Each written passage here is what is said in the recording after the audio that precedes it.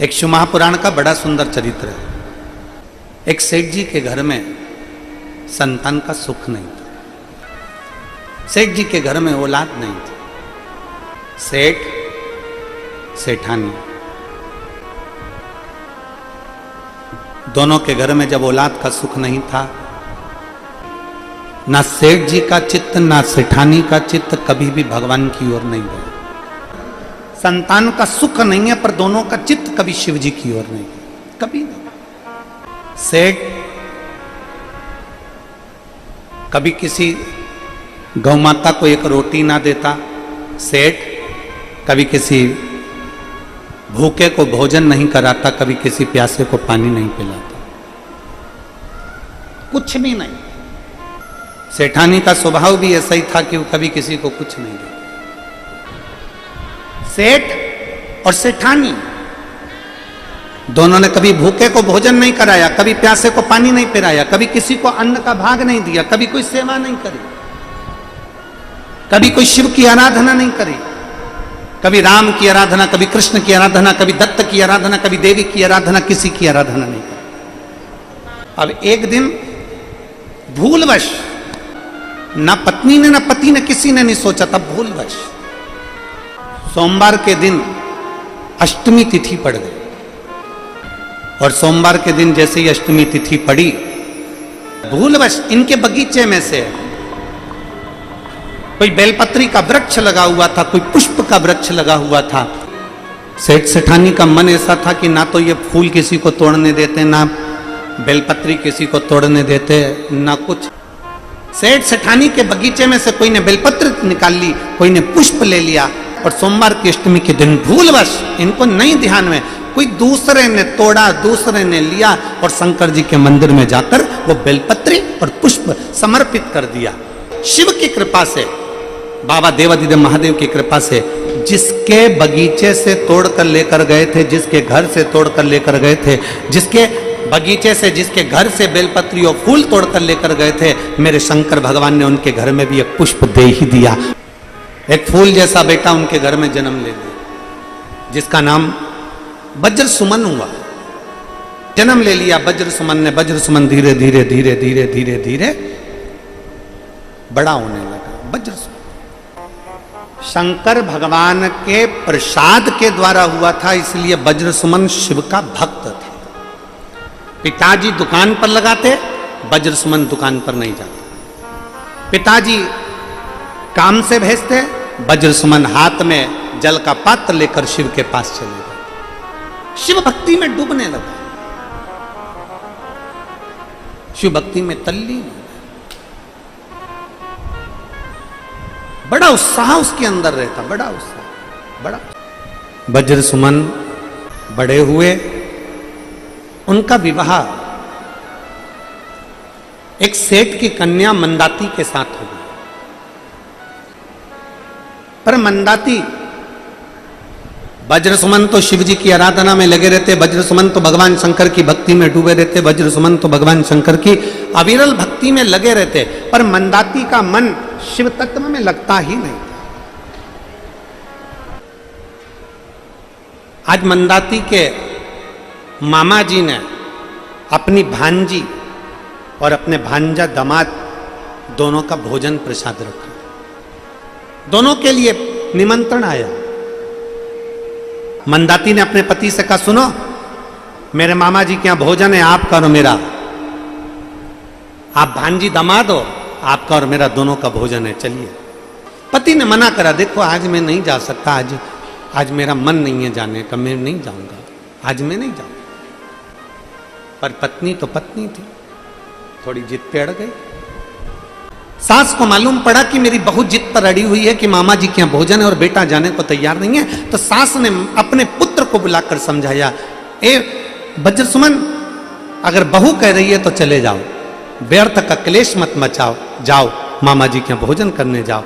वज्र सुमन ने कहा, ठीक है माँ, अगर तुम कह रही हो तो मैं भोजन करने जाता हूँ। वज्र सुमन और मंदाती दोनों भोजन के लिए जाने लगे। चलते चलते बीच राह में मंदाती ने बहती हुई, खूब अच्छी उफनती हुई नदी को देखा और देखते से ही पत्नी का मन लगा। मंदाती ने कहा, देखो आज और आप और हम कभी भ्रमण के लिए नहीं निकले, आप और हम कभी घूमने के लिए नहीं निकले, आज पहली बार मैं मामा के यहाँ जा रहे हैं, बीच में ये नदी पड़ी है, क्यों ना अपन स्नान करें। पति ने मना कर दिया, वज्र सुमन ने, मैं नहीं नहाता, मैं स्नान नहीं करता। पत्नी जिद पे अड़ गई, मुझे तो स्नान करना है और तुम्हें भी मेरे साथ स्नान करना पड़ेगा। वज्र सुमन ने अपनी पत्नी से कहा, सुनो मंदाती, मुझे तैरना नहीं आता। मंदाती, हमारा शास्त्र कहता है जिस नदी को हम पहचानते नहीं हैं, जिस तालाब को हम पहचानते नहीं हैं, जिस कुएं को हम जानते नहीं हैं, जिस बावड़ी को हम जानते नहीं हैं, उसमें उतरना नहीं चाहिए।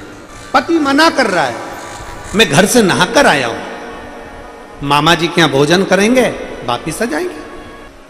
पति अपनी पत्नी मंदाती को समझा रहा है, मान ले मेरा कहना, मान ले, मेरे बस का, मेरे बस का नहीं। पत्नी ने हाथ पकड़ा पति का, खींच के नदी में ले गई। जो पति पत्नी दोनों पानी में गए, पति का हाथ छूट गया, पति को तैरना नहीं आता था, पानी में बह गया। पत्नी पानी से बाहर निकल गई, चिल्लाने लगी, मेरा पति पानी में बह गया, मेरा पति पानी में बह गया। रोने लगी, चिल्लाने लगी, रोती रोती अपने मामा जी के यहां पहुंच गई। मामा जी को सूचना मिली कि भांजी तो आई पर भांजी दामाद नहीं आया। मामा जी ने पूछा, बेटा तू अकेली? मामा जी, तुम्हारे भांजी दामाद भी आए थे, हम दोनों पानी में नहाने के लिए नदी में उतरे, तुम्हारा दामाद पानी में बह गया, रो रही है, वो चले गए, वो चले गए। मामा जी ने अपनी भांजी को खाना तक नहीं खिलाया कि भांजा दामाद नहीं आए तो मैं भोजन भी नहीं कराता। रोती हुई भांजी बाहर निकल गई।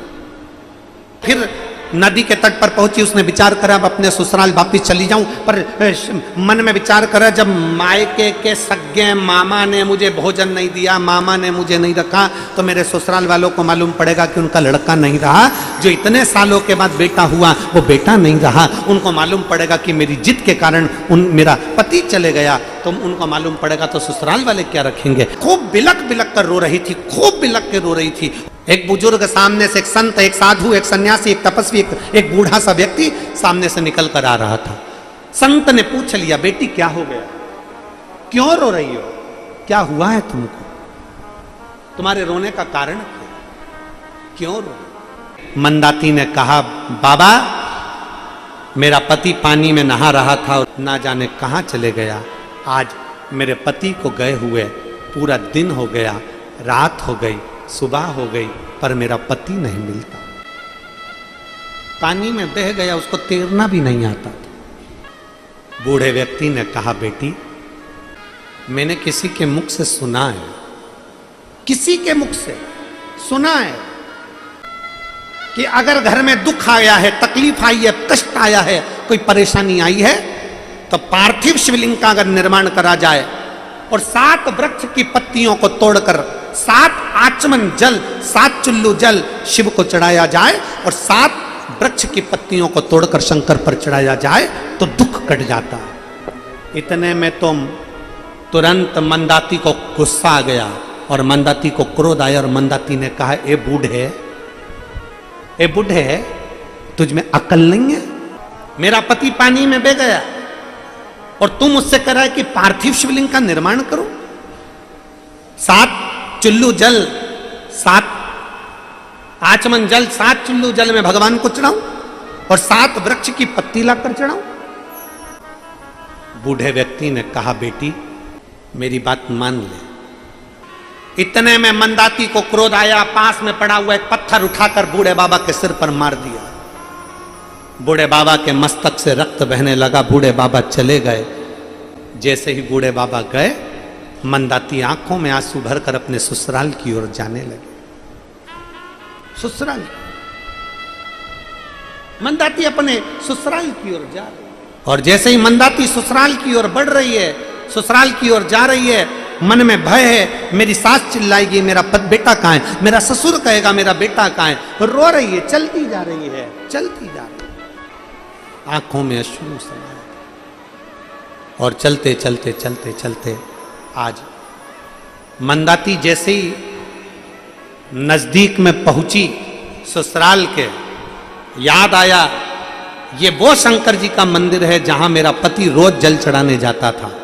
शंकर के मंदिर को देखकर आंख में आंसू भरकर बोली, मेरा पति मुझसे रोज कहता था कि शिवालय चल, शंकर को एक लोटा जल चढ़ाने चल, शिव की आराधना कर। मैं गई ना, पर आज मेरा पति चले गया तो मुझे शिव की याद आ रही है। भूलवश रोती हुई मंदाती शंकर के मंदिर में आज चली ही गई और जाते से ही मंदिर में जितना सामान पड़ा था उसको बिलक कर हटाने लगी। महादेव तूने मेरा पति ले लिया, महादेव तूने मेरा पति ले लिया, महादेव तूने मेरा पति ले लिया, वो इतना जल चढ़ाने वाले को तूने ले लिया। भूलवश मंदाती जैसे ही मुड़कर जाने लगी, बेलपत्री पत्तियां उसके साड़ी के पल्लू में अड़ गई, अड़ते से उड़ी, उड़कर शंकर पर जाकर गिरी। गिरते से ही मंदाती चक्कर खाकर नीचे गिरती है। मंदिर के लोग उठाकर उसको एक पेड़ के नीचे बिठा देते हैं। जैसे बिठाया, इतनी देर में वृक्ष के नीचे बैठी हुई मंदाती पर लोगों ने जल का छींटा दिया। जल का छींटा देते ही मंदाती क्या देखती है, उसके पास में एक पुरुष खड़ा हुआ है, वो उसको पानी पिला रहा है। पानी पीते समय पानी के पात्र में पुरुष का दर्शन किया, वो पुरुष कोई दूसरा नहीं था, मंदाती का पति उसके पास में खड़ा हुआ। मंदाती का पति उसके, स्वामी तुम यहाँ, तुम तो पानी में बह गए थे, तुम्हारा तो पानी में बहने के बाद 3 दिन तक पते ठिकाने नहीं थे, तुम कहाँ चले गए थे? इतने में पति ने कहा, मंदाती जैसे ही मैं पानी में बहा, पानी में बहते ही मुझे याद नहीं रहा कि क्या हुआ, इतने में एक पत्थर से मैं टकरा गया, पत्थर से टकरा कर वहीं पर मैं रुक गया। थोड़ा सा कचरा मेरे पास में एकत्रित हो गया, एक नाविक ने मुझे निकाला और नाविक ने निकालकर मुझे एक और करा, और उस नाविक ने, बूढ़े व्यक्ति ने मुझे औषधि दी और औषधि देकर आज मेरा स्वास्थ्य पूर्ण तरह से मैं ठीक हो गया। इतने में मंदाती ने कहा, ये मेरा कुछ नहीं है, मुझे लगता है आज तक मैं शंकर के मंदिर नहीं गई थी, शिव ने मेरी लाज रख ली। मंदाती ने अपने पति वज्र सुमन से कहा, मेरा पुण्य प्रबल नहीं है। बूढ़ा व्यक्ति आया और बूढ़े व्यक्ति ने कहा, अरियो मंदाती तुझे नहीं मालूम आज सोमवार की अष्टमी है, भूल से भी शंकर के दरवाजे जो चला जाता है, भूलवश कुछ समर्पित भी कर देता है तो शिव उसकी झोली भर ही देता है, उसका सौभाग्य प्रबल कर ही देता है। मंदाती का पति लौट कर वापिस आया। जहां विश्वास है वहां शिव है, वो शिव है, वो घर